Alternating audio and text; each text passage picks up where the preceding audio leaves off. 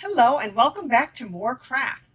Thank you for joining me today. We're going to show you two items to make that are great for Valentine's or anytime gifts. One is this cute little milk carton box. Thank you to poodles.com. And another is a box that you can make with your Stampin' Up! Envelope punch board. Again, thank you to poodles.com.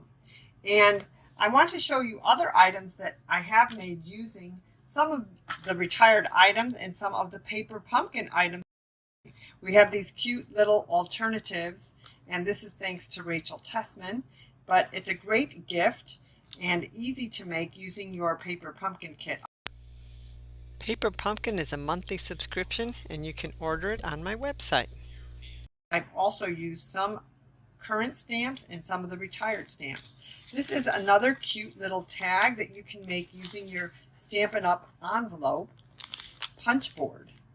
Very easy to make, and you can see I've also used some of the retired designer series paper from Stampin' Up! So before we make this, let me just show you some other cute ideas. A cute little carton box, a little bit bigger, which can hold a lot more items.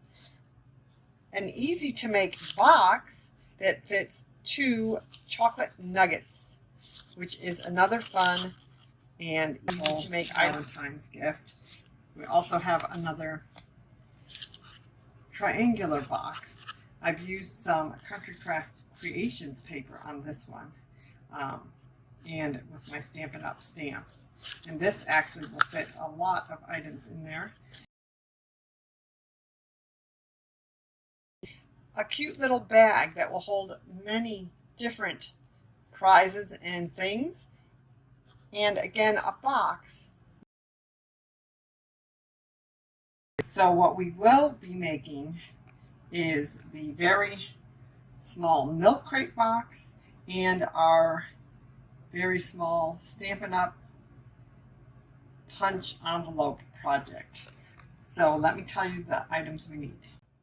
And that's to make this little carton box, you will need 1 piece of cardstock that is 3 inches by 4.5 inches.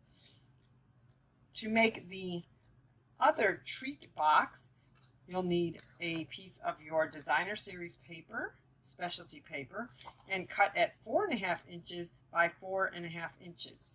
Other items you'll need are your Stampin' Up! Scoreboard, your Stampin' Up!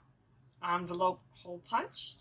I used my small trimmer because it was very easy to cut these smaller pieces of paper with that. So let's get started. I'm a Stampin' Up! Demonstrator and I'd be happy to send items to you. You can get a hold of me through my website here, and we also have our annual catalog. So once you have your cardstock and it's 4.5 inches wide and 3 inches long, take the 4.5 inches wide part and place it across the top of your scoring board. And now you're going to just score at 1 inch, 2 inch, 3 inch, and 4 inch. And then take and turn it to the side, doesn't matter which way you turn it, and score at 1/4 inch, which is that mark right there. And again, I apologize if there is a glare. Okay, now you can go ahead and take your Stampin' Up! Bone folder and score and burnish all of these lines. Then once you have burnished those lines with your Stampin' Up! Tool, which is your bone folder. And burnish is just a fancy way of saying go ahead and fold along those lines. What this does is it helps you really get the paper creased nice and crisp, and Stampin' Up's bone folder is excellent for this. Now let's go ahead and stamp. Here I did do some hearts and I used the Memento ink. And now let's go ahead and use one of these stamps from the stamp set Elegantly Said, which is really nice. You do not have to stamp on the bottom like I did. And then I also used just a heart stamp that I just think is very cute and was fun to go ahead and fill in with my blender pens. And you can just attach them. The bottom flaps here are going to be on the bottom, so you don't need to use that. If you would like to, you can color these with your blender pens, which I think is a really nice touch. Right here I'm using Magenta Madness and Mango Melody.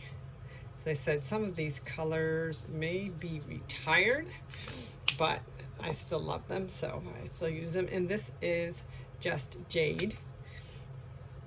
So you can just do, there's just so many beautiful, these Stampin' Blend pens are really nice. They have a tip that is wider and then a tip that is more fine point. So if you wanted to make different things, and you can, oh, I should not put that on there. You can actually mix and match them too. And right now I'm just going to do another pink and one more green over here because I really do like green.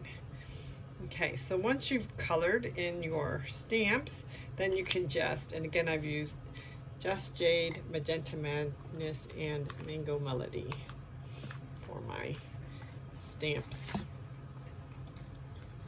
my Stampin' Blends there. Then what you're going to do is you're going to cut. You're going to, now remember, the top has that 1/4 inch line. Okay, so that is not, don't cut there.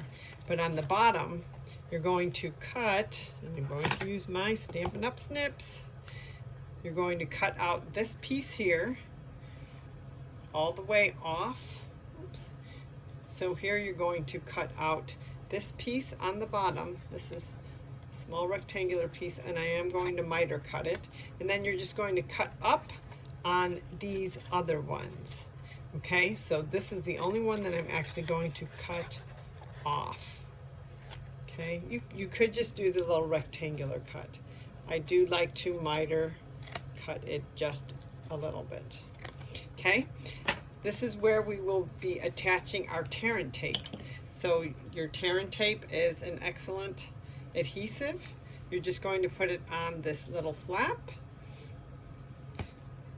Well, I made that way too long. Actually, you're going to put it along that entire flap.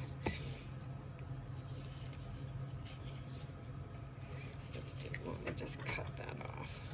See, even those of us who've been doing it for a while, you make mistakes, but you're just going to put it along that entire flap. And what I do like, so you're going to attach the tear and tape right there. I do like to go ahead and burnish the tear and tape on there. I like to use my stamping tool to pull off that tape so I can make it sticky, but I don't have to put my fingers on it, and because the oils from my fingers will make that tear and tape less sticky. Okay, and then we're just going to go ahead and shape the box. We've got our lines. Okay, so I can take and just glue it right there, as so. Of course, I've done my, you see I stamped both sides of my box, so. And then we just go ahead and fold these in. I will put another piece of tear and tape on the bottom. And okay, let's do that right now. Put another piece of tear and tape on the bottom. This tear and tape really, really sticks well.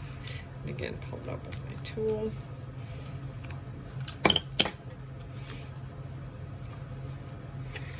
And then what you'll see is, and I do sometimes like to come in with my bone folder. Go ahead and then it just simply will give you a nice little crease. Fold over that top. Do have these really cute clips, which are made by Stampin' Up, different colors. So let's see, what color do we want to use on this one? Of course, I've done this one inside out. I'm going to have to go ahead and color again. But these were Stampin' Up! Mini clips and another retired item. But they do have really cute clips and tags that you can use. So let's go ahead and just put that on the top. This is a perfect size for one Hershey's Kiss. And I don't know if you've seen, but there are some adorable and delicious different flavored Hershey's Kisses. So there is our mini milk crate box. You can find all the items that you'll need to make this mini milk crate box in the description box below, and click subscribe while you're there. Happy crafting!